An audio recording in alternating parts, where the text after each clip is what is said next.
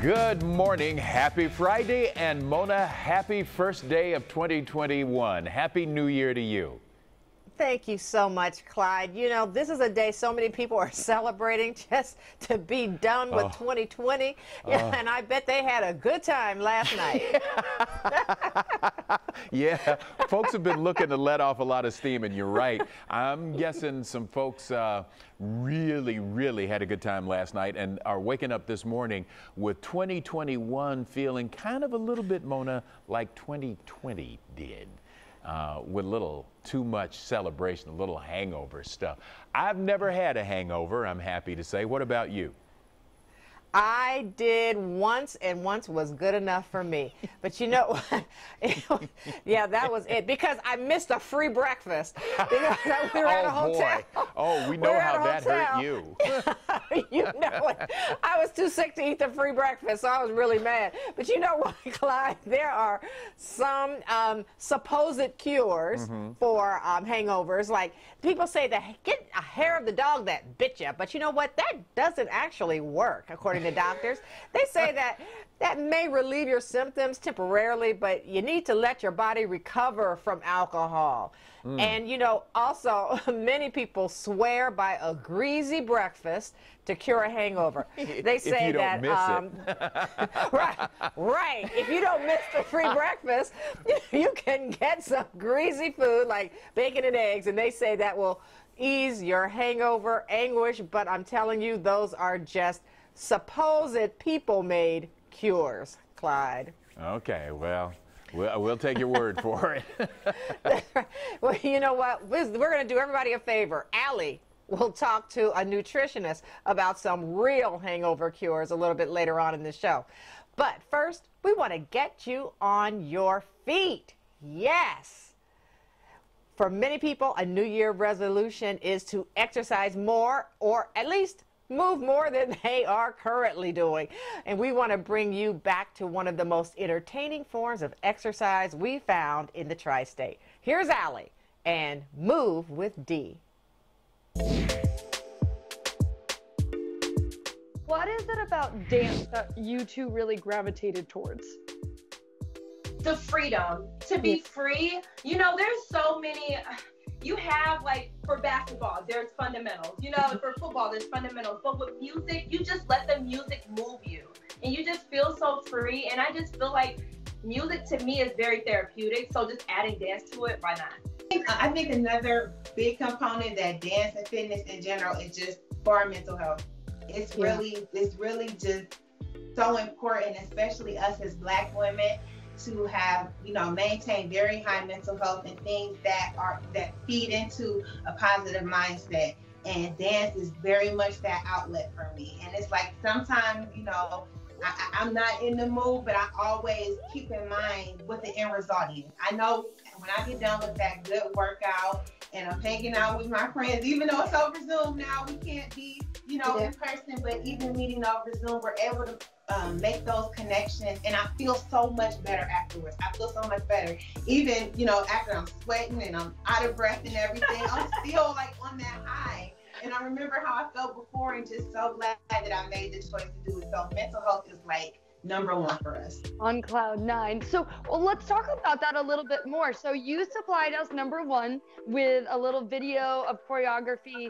Explain that and how you're kind of interacting with clients digitally now. Yes, so we have gone completely virtual, although there are, you know, times where we may meet outside in social distance, of course, but we're completely virtual on Zoom. I really say that you don't have to know how to dance. This is for beginners.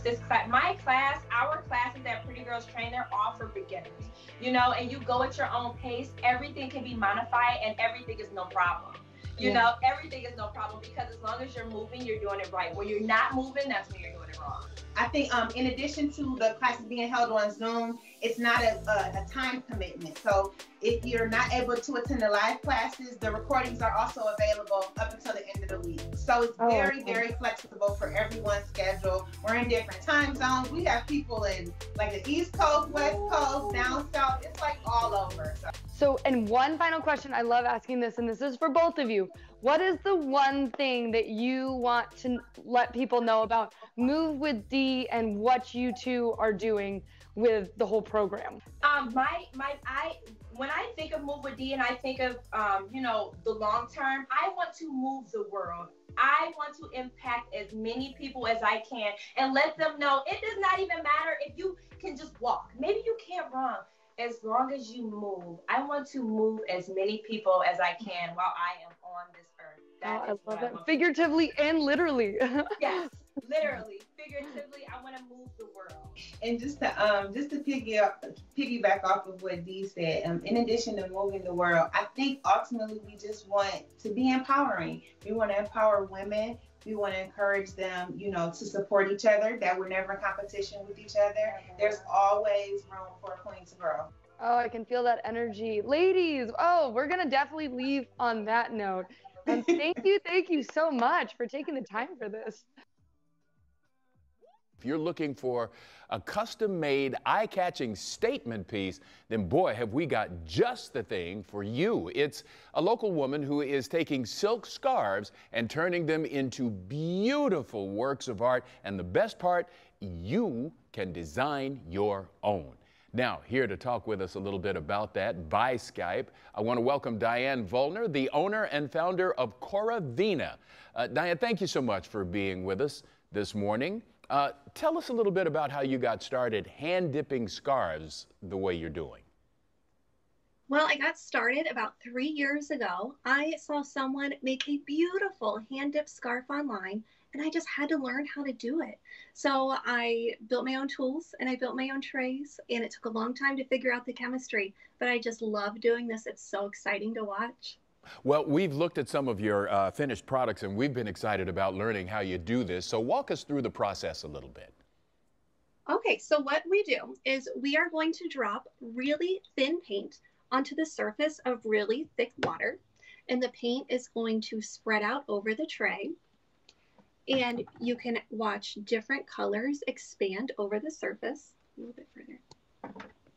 Wow. And when we get Yes, it's really hypnotizing to watch. It's very relaxing. It is. So when we have enough paint on our tray, we're going to bring in a tool and slide it through, and you can actually see the paint shift in the tray. And this is how we get all of the different designs for our scarves.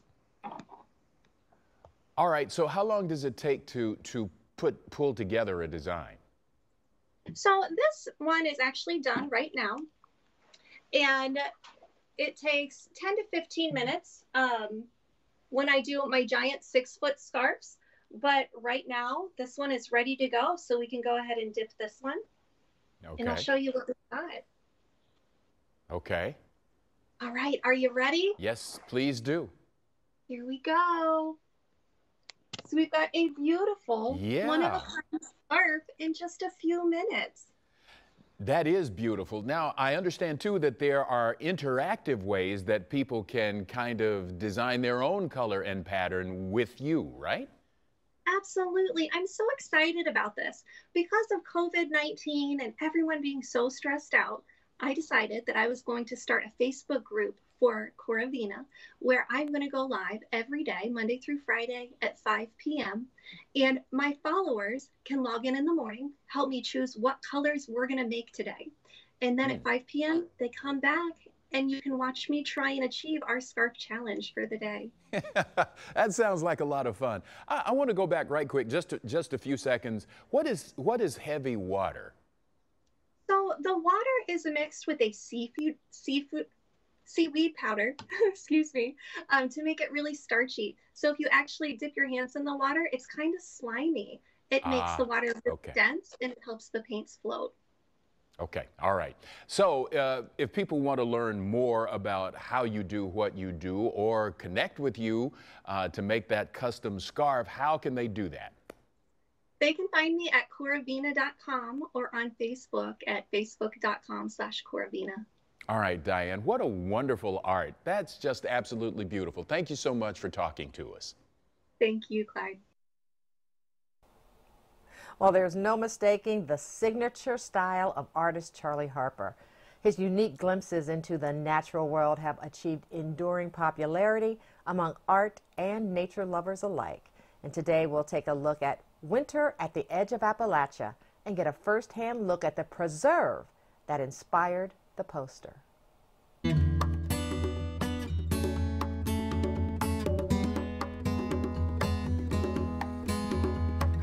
Hey, I'm Rich McCarty with the Nature Conservancy. I'm the naturalist for the Edge of Appalachia Preserve here in Adams County, Ohio. I'm Chris Beadle, Cincinnati Museum Center. I'm the preserve director here. We are at the Creeks Bend facility, so this is our public site that if you come to visit the Edge of Appalachia, this is where we'd like for you to land. This is the place we want you to come first.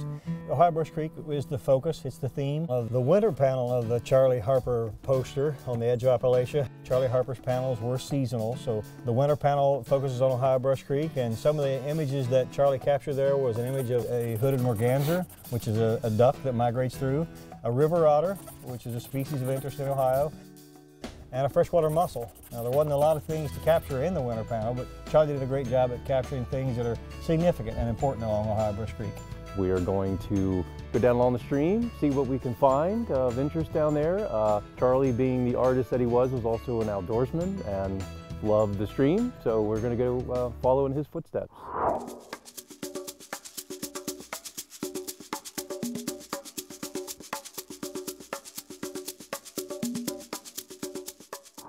So here we are getting closer to the Brush Creek, and you can see where the water has come through and scoured this area and often brings up mussel shells.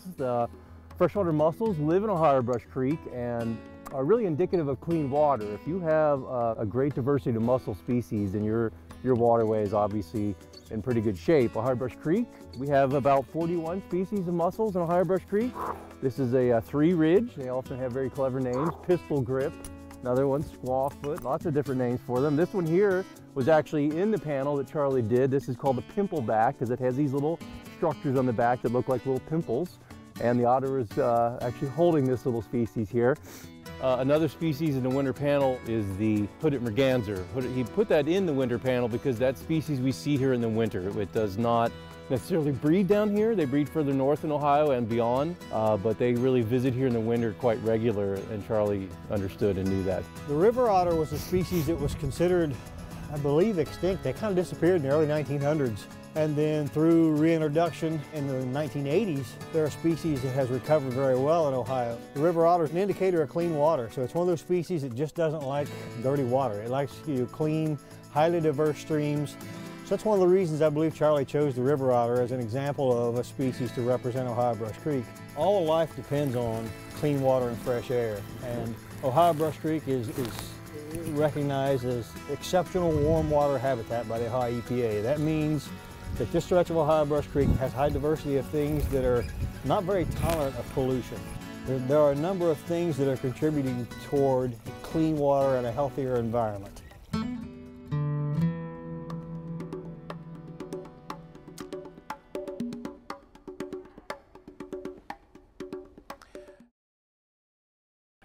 Coming up on Cincy Lifestyle, we'll introduce you to a couple who are the ultimate recyclers. Timber Woodcraft takes old trees bound for the dump and turns them into something beautiful. We'll show you a few of their creations and find out how they got started.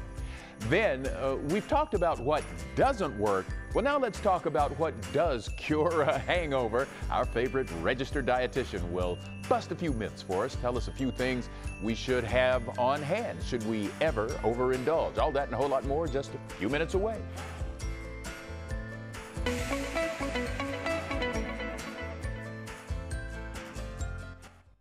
Okay, here's a question for you. How often do you think about your cutting board or coffee table?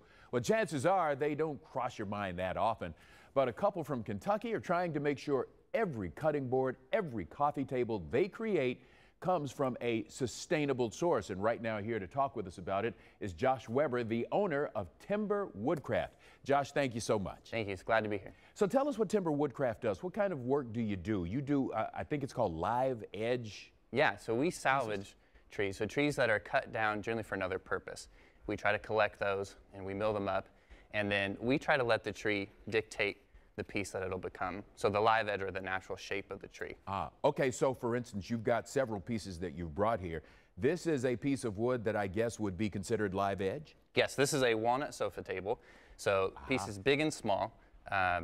We also make cutting boards and smaller things like that. And we've got some of those we'll be showing shortly, but go ahead with this one, please. So the process, the live edge, when you open up a tree, you get to see the history, the story of the tree. Yeah, you get to see times of stress, perhaps when the tree was pruned, maybe when there's a tree house built in the tree.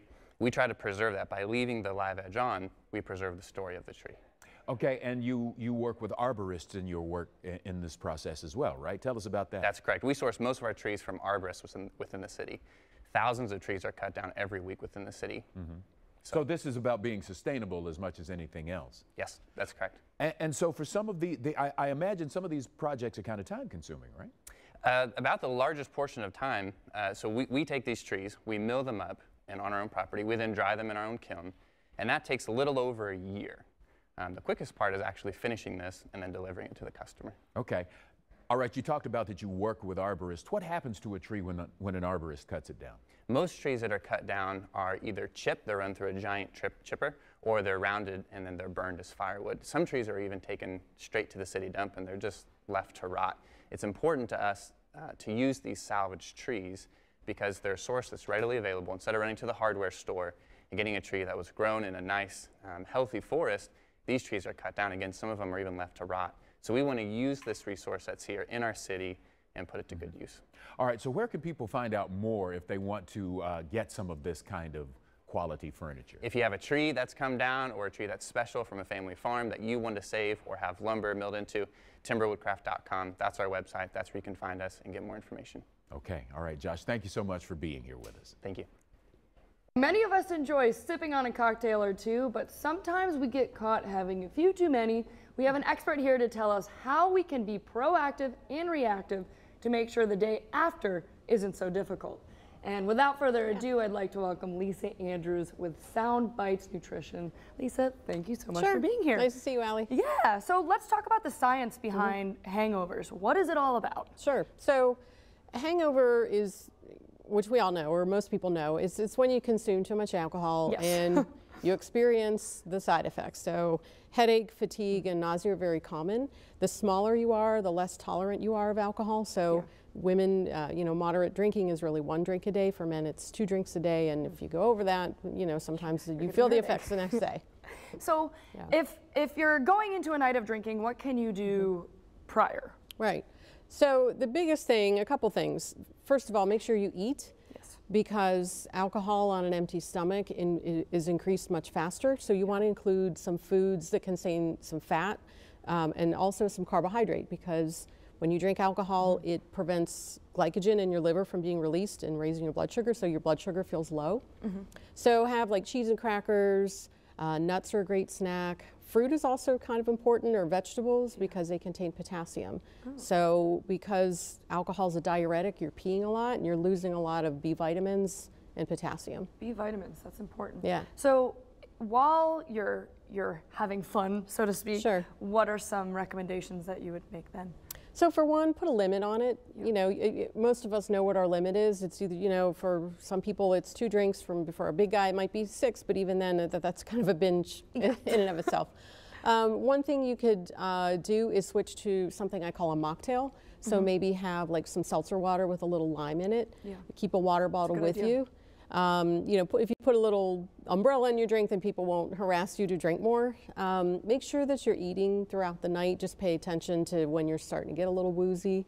And just be mindful of it. Maybe put a limit in your mind and be able to say no and just tell people I've had enough. Yeah, know your own limit. That's know your limit. Very, very important. Yes. And let's say, you have the before, the during. What about the after? If you know that you've made a mistake. Yeah, oops, you've done it again. So biggest thing again is to hydrate. Make sure you're getting those fluids back in. A couple things that may be helpful. Ginger helps to reduce nausea. So a lot of people might chew on, there's some little ginger chews there, or you could have a non-alcoholic ginger beer because the bubbles might help an upset stomach. Another thing that you can grab that you might have handy this time of year is some peppermint. So if you have some candy canes hanging on your tree, you know, go grab one. Peppermint helps to soothe your stomach and also might help to reduce that nausea a little bit. Yeah, and here's another question. How does exercise play into all of this? So exercise might, I mean, if you're really, really hungover, make sure that you eat and drink something before you exercise because you're going to lose more minerals. Yeah. It may help to ease the symptoms of a hangover, but it might also worsen it if you go out and jog or run or walk or something on an empty stomach when your body's on empty. So you want to make sure that you eat and drink something before you go out. Lots of nutrition. Yeah. So where can people find more about you? Sure. I'm on Twitter at NutriGirl, and my website is soundbitesnutrition.com. Awesome, Lisa. Thank you so much. Sure, this is thank very you. helpful. Yeah. Some good tips there. Well, we'll be back with more Cincy Lifestyle on the other side of the break. Plus, be sure to check us out on Facebook. We post all our guest segments there and community stories, so you can watch them and share them with your friends. So like and follow us now at facebook.com/Cincy Lifestyle. We'll be back in just a moment.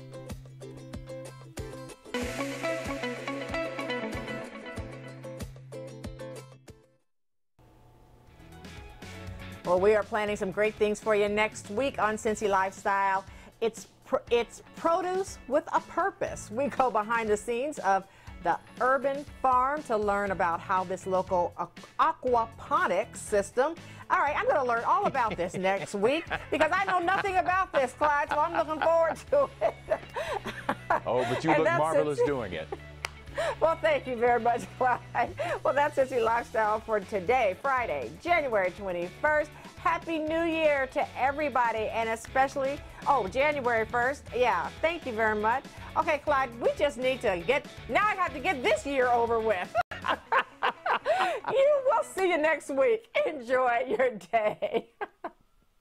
Hey, thank you so much for watching our video. Now, if you liked what you saw, hit the subscribe button. You can also check out full episodes of the show you've never seen before or watch your favorites again and again.